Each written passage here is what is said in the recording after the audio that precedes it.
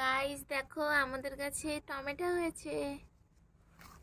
Tomato এখনো কাঁচা পাকেনি, তাও তুলে নেবো, নালি পোকা ধরে যাবে।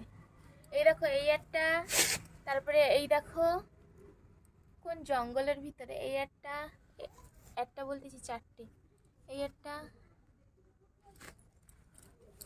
এইটা কি গাছ? হ্যাঁ, আর এই একটা গাছ হয়েছে, এখনো টমেটো ধরেনি, ফুল ধরেছে দেখো। আর একটু বড় হতো না? তোল, তুই পোকা খেয়ে যাবে একটু বড়।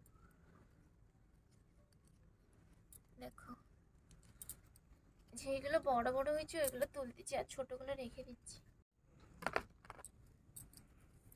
এর ভিতরে আর নেই গাছ, এর তলে না টমেটো হুইল পেকে গেছে নাকি গো? ওর ভিতরেও অনেকগুলো আছে।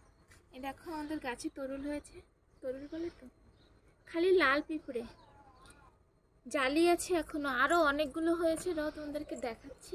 এই সাইডটা দেখো বুড়ো হয়ে, এই দেখো একটা, এটা অনেক বড় হয়ে গেছে, বড়। আরো দেখি কোথায় কোথায় আছে।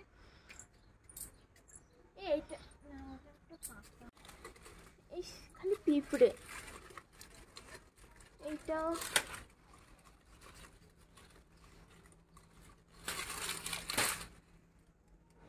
এই দেখো, আমাদের আজকের বাজার হয়ে গেছে, টাকা বাঁচাই ফেলাইছি, আজকে বাজার করা হবে না। এটা আমি তুলে দিচ্ছি। হ্যাঁ, সব জালি, এখনো পাকিনি, জালিটাই খেতে ভালো লাগে, পেকে গেলে কেন একটা চাওয়াতে হয় পুঁইশাকের মতন। আর না সবাই চালের উপরে, চালের উপরে তো কে উঠবে। এই দেখো পেঁয়াজের কালি হয়েছে, আর এটা কুমড়ো গাছ। এবার সে কুমড়ো গাছ কই? হাই হাই, দেখো কুমড়ো গাছের অবস্থা। এই দেখো মাটি নেই বলে, ভালো মাটি।